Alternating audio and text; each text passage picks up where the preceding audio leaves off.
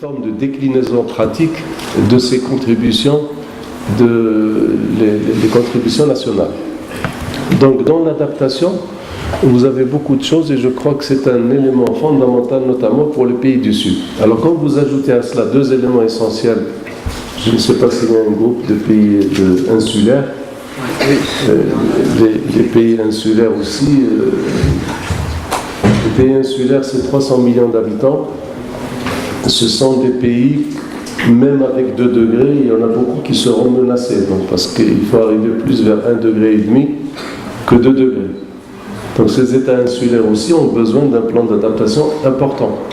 Un plan d'adaptation qui leur permet d'abord de se situer dans une trajectoire de développement durable avec des modèles de développement, mais aussi en essayant d'amortir les effets négatifs des changements climatiques. Quoi qu'il arrive, même si on décide aujourd'hui que les contributions vont nous amener par exemple à 2 degrés, les changements climatiques vont continuer. Donc pendant cette période, il faut amortir les effets extrêmes. Qu'est-ce qu'on va faire des inondations, des sécheresses, des incendies de forêt, etc. Là aussi, c'est un pôle de négociation. Donc le pôle au niveau de l'adaptation est fondamental. Alors, il ne s'agit pas uniquement de réclamer, parce que dans les négociations multilatérales, c'est toujours donner et recevoir. Ça veut dire qu'il faut se sentir dans une position où chacun va vers l'autre pour essayer de trouver des positions de consensus. La négociation, ce n'est pas des déclarations de position, ce n'est pas une guerre de position, c'est une forme de négociation qui permet d'aller l'un vers l'autre. Ça, c'est le béaba de la négociation. Donc, et d'ailleurs, tous les pays du Sud dans cette négociation de l'esprit de Paris, surtout avant 2020, c'est-à-dire avant l'entrée en force du protocole, il faut donner aussi des garanties et des gages que les pays du Nord sont bien intentionnés. Premier élément, il faut ramasser les 100 milliards de dollars qui sont promis. Deuxièmement, quand on a ramassé ces 100 millions de dollars, il faut faire les 2 ou 3 points qui ont été promis, donc l'adaptation, transfert de technologie et l'analyse du risque. Parce que ça ne sert à rien de dire qu'il y a des risques, mais le risque il se gère, c'est-à-dire il s'évalue et il se gère, c'est-à-dire qu'est-ce qu'on fait. Donc là aussi c'est une négociation qui doit se concentrer autour d'un certain nombre d'acquis entre les gradients nord-sud, c'est-à-dire ceux qui ont et ceux qui n'ont pas.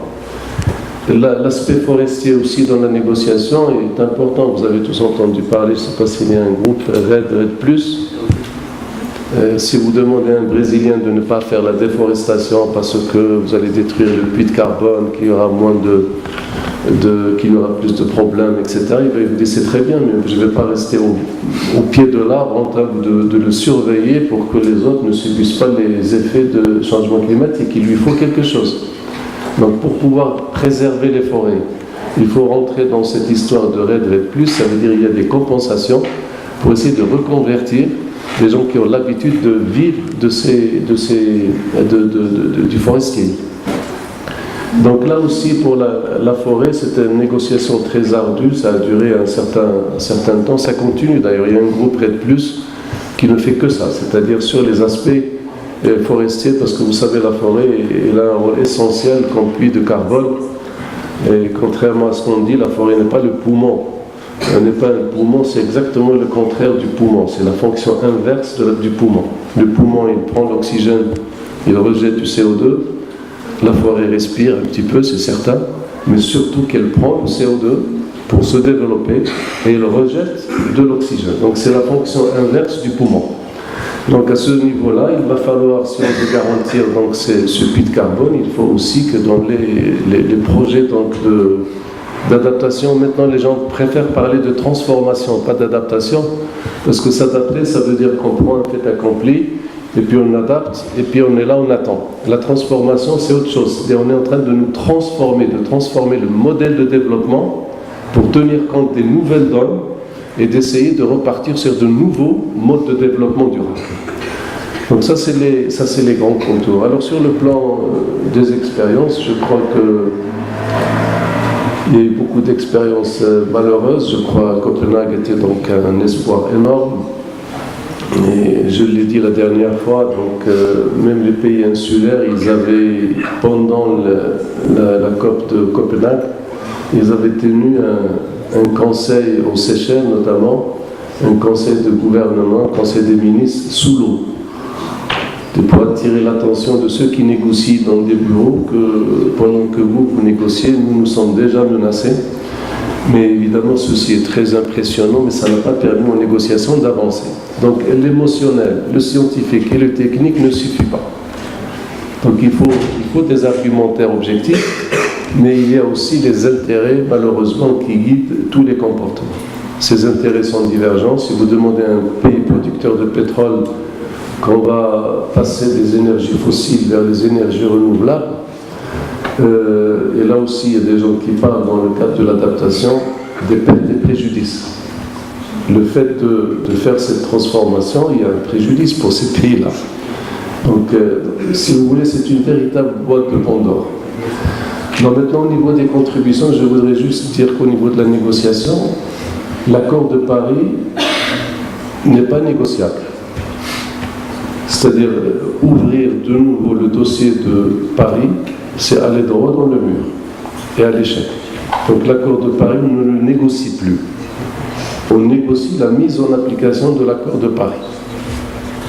Vous vous rappelez, il y a un certain nombre de déclarations il y a une semaine ou 2 semaines, où quelqu'un qui demande aux pays du Nord de faire encore un effort supplémentaire pour les émissions de gaz à effet de serre, mais vous relancez les acquis de Paris sur c'est un autre débat qui peut compromettre les négociations. Donc l'accord de Paris, il est ce qu'il est.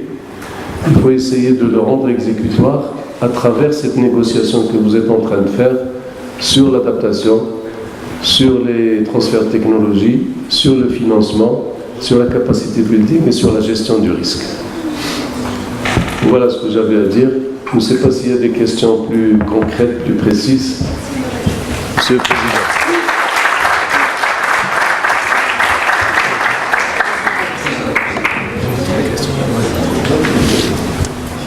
Permettez-moi d'abord de vous remercier. Je ne me cache pas qu'on était avec les modérateurs et les chefs de délégation bloqués sur quelques points et je pense que vos conseils nous permettront de redynamiser les négociations pour ce soir. Donc la procédure le veut. Délégué de l'Afrique du Sud, vous avez la parole, je vous en prie. L'Afrique du Sud. Oui. Bonsoir Monsieur le Hafiz. D'abord, je tiens à vous remercier de votre présence, de votre discours qui nous a permis, certes, qui a été d'une grande valeur pour essayer de poursuivre ces négociations. J'aurais une petite question en relation avec la migration climatique, ce débat donc, qui est tant important à l'heure de en amont de cette COP22. Donc, les discours, ou plutôt les dernières années, nous ont montré qu'en termes de migration et de gestion du débat, le monde est divisé quant à l'accueil des migrants, notamment dans un débat qui est purement politique. Comment alors mettre tout le monde d'accord quand il s'agit du thème de migration climatique et donc essayer de trouver un consensus dans ce sens? Je vous remercie. Vous voulez qu'on prenne d'autres questions? Peut-être parce que je vais oublier. D'accord. Je crois que la question de la migration, elle est essentielle, mais je pense une façon de gérer ce problème, c'est qu'il faut partir du principe que la migration est rarement monocausale. Il n'y a pas une cause, on ne peut pas dire une migration climatique pure et dure, il y a d'autres migrations. Souvent, il y a plusieurs causes qui contribuent à la migration. La première cause, ce sont les facteurs d'expulsion, c'est-à-dire ceux qui vivent dans un territoire qui est désertifié, qui ne produit rien, etc., ils cherchent à aller ailleurs. C'est une migration qui peut être interne, qui peut être régionale ou qui peut être internationale. Donc ce sont les facteurs d'expulsion. Dans les facteurs d'expulsion, vous avez les facteurs d'attraction. Souvent, avec la pénétration des paraboles, de tout ce qu'on voit, de tout ce qu'on regarde, en général, il y a une force d'attraction. Donc vous avez la force d'expulsion, la force d'attraction, qui est un des moteurs essentiels. Je pense qu'il faut le coupler au problème de l'adaptation. Parce que dans l'adaptation, vous avez le problème, par exemple, de la sécurité alimentaire, qui est fondamental dans la migration. Et quand on parle de sécurité alimentaire, on parle de sécurité tout court. Alors la sécurité alimentaire, on a l'habitude de dire qu'il y a 3 éléments essentiels. Il y a l'eau, il y a les terres et il y a l'énergie. L'eau, pourquoi l'eau? Parce que l'Afrique est très riche en eau, mais malheureusement cette eau est très mal répartie, et quand elle existe, elle est très mal utilisée. Donc là, je crois qu'il y a aussi un effort interne à faire pour essayer. N'oublions pas que le bassin du Congo, il y a les 3 bassins dans le monde qui sont pratiquement avec 45% des forêts humides dans le monde. Vous avez le bassin de l'Amazonie, le bassin du Congo en Afrique et le bassin du Mekong en Asie. Donc cette question de l'eau, l'Afrique, elle a les moyens, peut-être avec un certain nombre de plans d'adaptation, un plan d'utilisation de l'eau, un plan de distribution de l'eau, un plan qui permet, vous savez, des pays comme le Soudan par exemple, ils peuvent être le grenier de l'Afrique. Il y a de l'eau, il y a des terrains, et il y a un manque de savoir-faire, un manque peut-être d'initiative, et je crois que l'adaptation permet de résorber en partie cette question de sécurité alimentaire. Et si on résout la sécurité alimentaire, on a résolu l'un des facteurs de la migration. Évidemment, la migration, ce sont les guerres civiles, ce sont les guerres ethniques, ce sont les guerres, donc, les efforts d'expulsion, c'est-à-dire il n'y a rien à faire, c'est-à-dire une forme de terre déserte qui ne produit plus rien. Et il y a une forme de mauvaise gestion de ces terres. Donc si on arrive à négocier dans l'adaptation la lutte contre la dégradation des sols, et la lutte contre la dégradation des terres est importante parce qu'elle figure dans la COP 12 de la 2e convention de la lutte contre la désertification qui s'est tenue en octobre dernier en Turquie. L'un des objectifs, c'est de stabiliser au moins la dégradation des terres. 12 millions d'hectares par an sont perdus. Dans l'immense majorité se trouvent en Afrique. Donc si on arrive à limiter la dégradation des sols, c'est quoi la dégradation des sols? C'est la lutte contre les événements extrêmes, c'est-à-dire les érosions dans les bassins versants. C'est la lutte contre l'ensablement. C'est la lutte contre la salinité, la remontée de la salinité. C'est la lutte de tout ce qui concerne donc les pertes en productivité des sols. C'est le fameux programme allemand, français, projet 4 pour 1000, qui a été soumis à la COP21, et dans lequel le Maroc s'inscrit dans le triple A. Triple A, ça veut dire adaptation, Afrique, agriculture. Donc si on arrive donc à traiter ces causes multiples, on arrive à réduire la question de la migration sans pouvoir l'annuler de façon définitive. On parle à peu près de 250 millions de migrants donc à l'horizon de 2030 ou 2040. C'est énorme. Donc je crois que ceci est important. Et dans cette histoire de migration, il faut peut-être traiter toutes les causes, parce qu'il n'y a pas que la migration climatique. La migration climatique n'est jamais pure à 100%.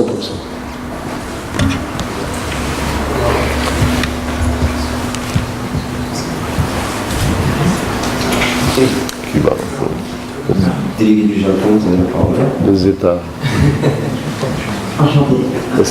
C'est le Japon. Bonjour, je vous remercie pour votre illustre intervention. En ma qualité de représentant de la délégation du Japon, j'ai l'honneur de vous poser la question sur le riz. Et vous pouvez développer vous nous avez articulé toute une réflexion sur la transition, le rapport entre la migration et la sécurité alimentaire. Et vous savez très bien que le modèle asiatique, et plus particulièrement le modèle nippon d'alimentation est basé sur le riz. Et que nous sommes connus pour la qualité de nos ingénieurs à échelle internationale. Et j'aimerais savoir votre avis sur une accélération de notre quota d'ingénieurs dans la banque ouest-africaine de la recherche pour le riz.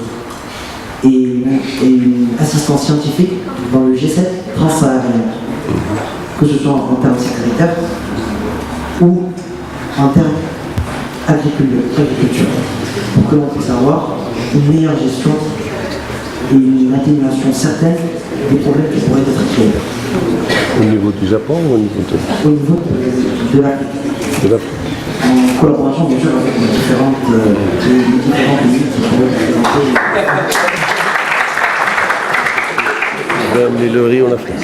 On prendrait une autre question. On prendra juste deux autres questions rapidement, si ça ne vous ennuie pas. Non. Il ne faut pas qu'on oublie la question. Alors.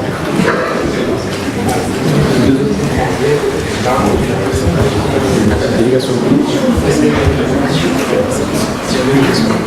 Ok. Donc, bonjour tout le monde. Monsieur Habib, je vous remercie vraiment énormément de votre présence ainsi que vos conseils et vos orientations afin de bien mener notre négociation. Donc, j'ai en fait deux questions.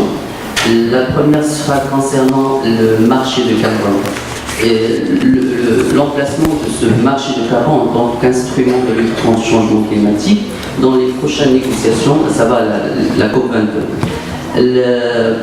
Ma deuxième question sera le fait d'organiser cette COP22 dans l'Afrique, au Maroc. Est-ce que l'Afrique aura une part importante dans les négociations que seront faites d'ici au novembre dans la COP22? Voilà, merci. Le point qui bloque dans les négociations, ils sont en train de bloquer sur le marché carbone dans les négociations. Délégation. Alors, c'est un honneur de faire partie d'assister à cette conférence. Merci pour ces mots qui sont en plein salaire. Et donc ma question est un peu simple. Enfin, nous, étudiants en médecine, on sait qu'il y a beaucoup de maladies qui peuvent être évitées en diminuant le taux de pollution. En diminuant on voit que ce n'est pas vraiment une priorité dans les cas. Donc est-ce que on ne devrait pas plutôt mettre en avant un peu plus ce côté dans les cas? Merci. Si vous permettez une question. Je représente le comité, nous représentons le comité de Norvège. Et donc j'aimerais poser une question. Durant les négociations, il y avait plusieurs axes qui ont été traités, mais aussi durant les conférences auxquelles j'ai participé, j'ai assisté, j'ai remarqué que le volet éducation, il était un peu absent. On ne parlait pas beaucoup d'éducation, l'importance d'éducation à l'environnement. Est-ce qu'il y a un axe qui traite cet aspect-là? Et qu'est-ce qu'il en est dans le programme de la COP22 pour cet axe de l'éducation? Merci.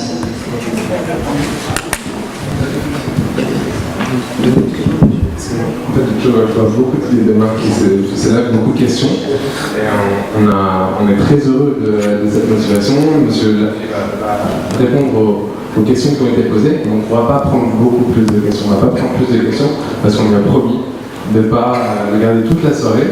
Et je sais que vous allez négocier en plus toute la nuit, donc ce serait une très longue soirée. Mais en tout cas, je pense qu'il sera un bonheur. C'est déjà la deuxième fois qu'on a le privilège de l'accueillir. Il sera un bonheur de pouvoir trouver dans son agenda sans doute un autre moment d'échanger où on pourra faire venir d'autres personnes aussi pour interagir et répondre à toutes vos questions. Je vous remercie beaucoup. Bien, par rapport à la question donc, sur le riz,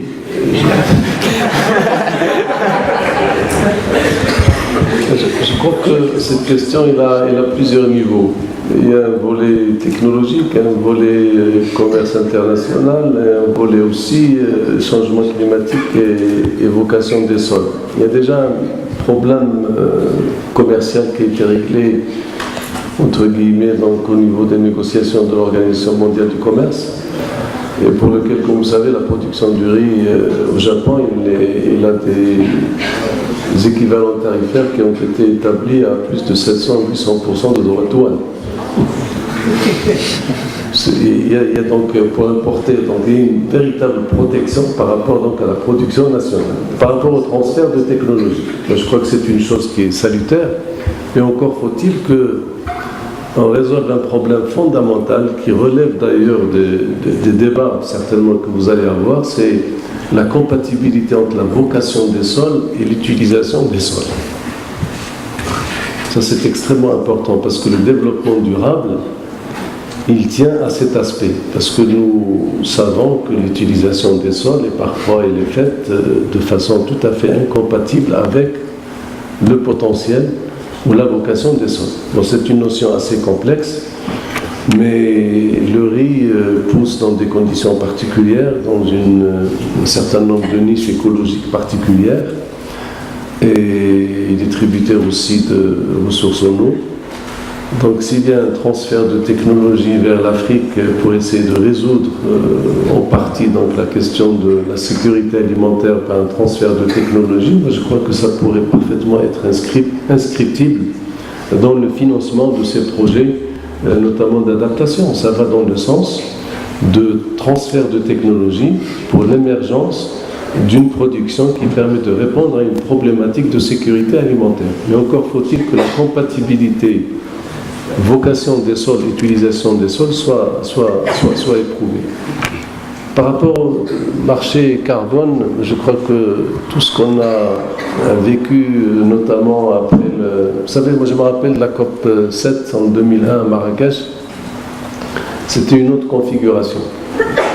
Et comme vous le savez, dans ce genre d'accord, pour qu'il rentre en force, il faut qu'il y ait 55% des pays membres qui sont partis donc, de la COP, il faut qu'ils aient signé, et que ces 55 pays représentent un minimum de 55% du volume global des gaz à effet de serre. Donc vous avez une double grille. À Marrakech, pour y arriver, beaucoup de pays n'étaient pas du tout concernés. Par exemple, la Chine n'était pas concernée pour ce genre de diminution d'émissions de gaz à effet de serre. Donc il restait un certain nombre de pays sur lesquels il fallait distribuer des droits à polluer. Des droits à polluer même avec un rachat. Par exemple, quelqu'un qui produit plus dans un pays, il avait la capacité de venir investir par exemple dans un pays du Sud, dans le domaine par exemple forestier ou dans le mécanisme de développement propre d'une façon générale. Et s'il arrive donc à prouver dans ce projet qu'il va absorber une quantité de gaz carbonique, il a le droit d'émettre la même quantité donc en plus de ce qui lui aura été assigné. Donc la répartition était faite un peu pour arriver à 55%, il faut le dire. Ça, c'était un consensus, c'est un mauvais consensus parce que les consensus sont bons à condition qu'on ne se rapproche pas de zéro, c'est-à-dire on se met d'accord sur rien, parce que ça aussi c'est un consensus. Et puis les consensus mous, ça veut dire pratiquement de retenir un dénominateur commun qui est négligeable, qui n'est pas une masse critique susceptible d'inverser les tendances. Donc dans ce genre de consensus pour le marché carbone, vous savez tous les trafics qui ont eu lieu notamment en Europe. Je ne sais pas si vous avez déjà lu ces derniers jours les révélations par exemple sur un cimentier qui avait un quota de gaz carbonique mettant 1000. L'usine était fermée, il ne produisait rien, mais il avait un droit d'émettre 1000 tonnes de gaz carbonique. Qu'est-ce qu'il fait? Il prend ces 1000 tonnes, il les revend à quelqu'un d'autre. Vous avez une usine qui est fermée, qui ne produit rien et qui profite justement de ce marché carbone. Ça, ce sont des dysfonctionnements, on ne comprend pas comment ça a pu se produire. C'est surtout au niveau de l'Union européenne, parce que normalement, on distribue des quotas qui correspondent à une production. Alors là, ce sont des quotas qui sont disproportionnés, de telle sorte qu'il y a eu un trafic de vente de carbone, sur lequel il y a beaucoup de milliards en jeu, et qui ne servent pas du tout l'atténuation des changements climatiques. Donc je crois que si maintenant on arrive à ce marché carbone, c'est-à-dire à définir un prix carbone, je crois qu'il y a une réunion qui va se tenir, il y a beaucoup de réunions qui vont se tenir, notamment des réunions informelles au niveau des experts, etc., pour déjà définir de quoi nous parlons. Et si on arrive à affecter donc un tarif au carbone, je crois que ce sera beaucoup plus transparent. C'est-à-dire tous ceux qui émettent doivent payer donc une forme de taxe sur les émissions de carbone. Je crois que ce sera beaucoup plus transparent. Maintenant, comment les modalités, je vous avoue que c'est en cours de fabrication. Je crois que dans les jours qui viennent, il y aura une réunion d'ailleurs à Paris entre les deux présidences autour de ce sujet. Il y aura d'autres réunions aussi au Maroc. Et je crois que c'est un processus qu'il faut mûrir avant de le sortir pour éviter les travers et les dysfonctionnements d'avant. En ce qui concerne la COP22 en Afrique, c'est évident, je pense, mais là, il faudrait qu'on puisse faire la différence entre les trois casquettes du Maroc. Le Maroc, président de la COP22, il se doit d'être neutre. Il ne doit prendre aucune position. L'Afrique, les pays insulaires, c'est un facilitateur. Il doit amener les négociateurs à se mettre d'accord. Donc il faut qu'il soit dans une neutralité constructive, mais de ne pas prendre position, parce qu'un président qui prend position, il perd sa crédibilité. Donc il faut absolument que ça soit un facilitateur. C'est un rôle difficile. La deuxième casquette que le Maroc a, c'est l'organisateur de la COP22. Et ça, c'est un contrat avec les Nations Unies par rapport à des spécifications techniques pour que toutes les négociations se passent dans les meilleures conditions. Et le troisième niveau, c'est là le niveau peut-être qui répond à votre question, c'est le Maroc-État. Le Maroc pays, il est dans les COP depuis la première COP. Le Maroc est l'un des premiers signataires de ces conventions. Donc il participe. Là, il a toute la liberté de proposer ce qu'il veut et surtout peut-être de consolider la profondeur de la politique africaine du Maroc pour essayer justement de travailler dans le sens de la sécurité alimentaire, dans l'agriculture, dans les services, etc. Et je crois que là, effectivement, il y a un gisement important qu'il faudrait développer pour essayer d'avoir des initiatives et qui permettent d'être éligibles au financement du Fonds vert notamment. Ça c'est important, je crois que cette troisième casquette doit être utilisée pour pouvoir justement être éligible à ce financement avec des projets qui soient bancables. D'autant plus que le Maroc a une expérience, par exemple sur les énergies renouvelables, et il a une expérience, il y a un savoir-faire, je crois que le transfert de technologies sud-sud est tout à fait faisable dans certains créneaux. L'eau, c'est déjà fait, je crois qu'il y a une expérience marocaine qui s'exporte vers l'Afrique.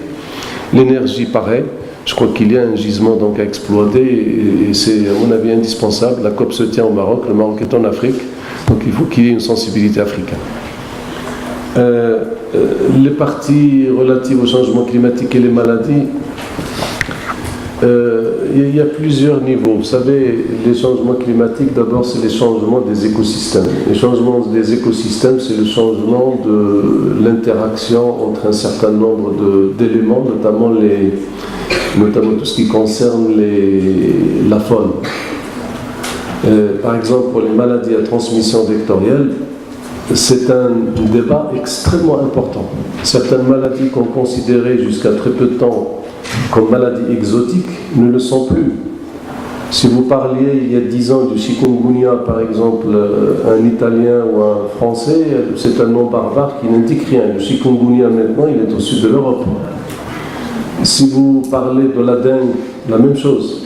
Vous avez tous ces vecteurs, notamment un certain nombre de moustiques, et notamment le fameux moustique tigre qui lui est polyvalent. Il transmet la dengue, il transmet le chikungunya et probablement aussi d'autres virus. Donc sur la partie changement climatique et maladies à transmission vectorielle, c'est un élément d'une extrême importance. Il faut s'adapter, il faut avoir des modèles de prévision et surtout une forme d'épidémiologie prédictive. Parce que jusqu'à présent, on fait une épidémiologie analytique. On a des données, on essaie de compiler, on analyse. Mais je crois que le temps est venu d'être beaucoup plus proactif pour aller vers une épidémiologie prédictive, c'est-à-dire d'avoir dans quelles conditions, dans quelles situations, notamment à travers les vecteurs, ces vecteurs, notamment l'AIDES, pour voir dans quelles conditions ces vecteurs peuvent être contrôlés pour donner un cul-de-sac donc au cycle épidémiologique. Parce que si vous avez des malades et si vous n'avez pas de vecteur, vous n'avez pas de problème.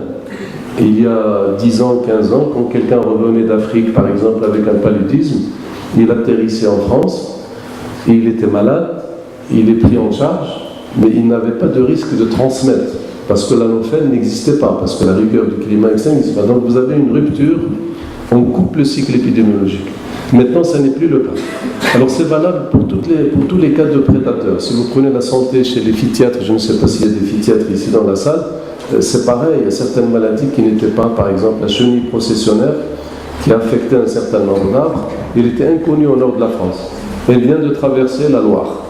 Donc elle est en train de migrer vers le nord. Pourquoi ? Parce que les conditions écologiques maintenant permettent, avec les changements climatiques, à ces parasites de vivre. Vous avez raison, il y a toutes les maladies non transmissibles, mais par exemple tous les types de pollution. Les pollutions diverses, c'est-à-dire les pollutions soit de l'air, les pollutions de l'eau, les pollutions des sols, les nitrates, les pesticides. C'est pour ça que cet après-midi, nous avions proposé donc à l'OMS de faire peut-être une série de tables rondes autour de cette question, mais de ne pas faire des segmentations. On réunit le médecin, on parle d'un problème, et on réunit le reste pour parler d'autre chose. Je crois qu'il est important que dans la même salle, les changements climatiques et les santé au pluriel, santé des végétaux, santé des animaux et santé des humains, parce qu'il y a des liens, notamment au niveau des anthropozoonoses, les maladies qui sont donc communes à l'homme et aux animaux et qui doivent être traitées. Et je pense qu'un débat partagé avec les physiatres, les médecins, les épidémiologistes et les vétérinaires, etc., serait très utile pour prendre en charge la notion de changement climatique et l'influence sur les maladies d'une façon générale. Il y aura certainement des aspects positifs aussi. Les changements climatiques ne sont pas uniquement négatifs. Si vous prenez par exemple tous les étages bioclimatiques, notamment vous allez au Kenya ou ailleurs, probablement certaines maladies telles que les trypanosomiases avec la grande biancée, la mouche tsetse, si vous prenez cela, il y a une modification aussi. Elle ne va pas exister dans les étages climatiques où elle était connue, elle va aller dans d'autres étages. Donc vous aurez des aspects donc, positifs et négatifs. Bon, ça c'est propre pour les changements climatiques d'une façon générale. L'éducation, pour terminer, je crois que c'est une notion fondamentale. Et il y a 2-3 semaines, on a déjà tenu des réunions avec l'UNESCO parce qu'on voudrait qu'effectivement l'éducation d'une façon générale puisse trouver sa place parce qu'elle a un rôle central. Les changements climatiques ne sont plus l'apanage d'experts ou d'initiés. Dans le temps, c'était les gens qui se réunissaient, ce sont des gens qui parlaient un langage très savant. Et puis, vous avez des cerveaux qui fumaient dans des salles, mais ça ne traversait pas les murs. Les nouvelles générations des COP sont des générations qui sont portées vers les citoyens, vers la société civile, vers les territoires, vers les élus, vers les administrateurs, vers les gestionnaires de l'espace. Et c'est probablement un avantage énorme. Donc il faut trouver les relais d'éducation. Et avec l'UNESCO, il y aura donc une grande initiative. Et avec probablement, je pense qu'avec la Fondation Mohamed VI pour l'environnement, qui va fédérer tout le réseau donc, associatif, qui est chargé donc, de l'éducation à tous les niveaux, depuis les éco-écoles jusqu'à l'éducation aussi des adultes, parce qu'on a besoin parfois en changement climatique d'éducation même pour les adultes, et parfois ce sont les enfants qui éduquent les parents. Donc je crois que l'éducation elle est centrale et elle aura sa place, et probablement avec les événements avant la COP, mais aussi pendant la COP, et probablement donc on est en train de le faire avec l'UNESCO pour traiter cet aspect particulier. Merci.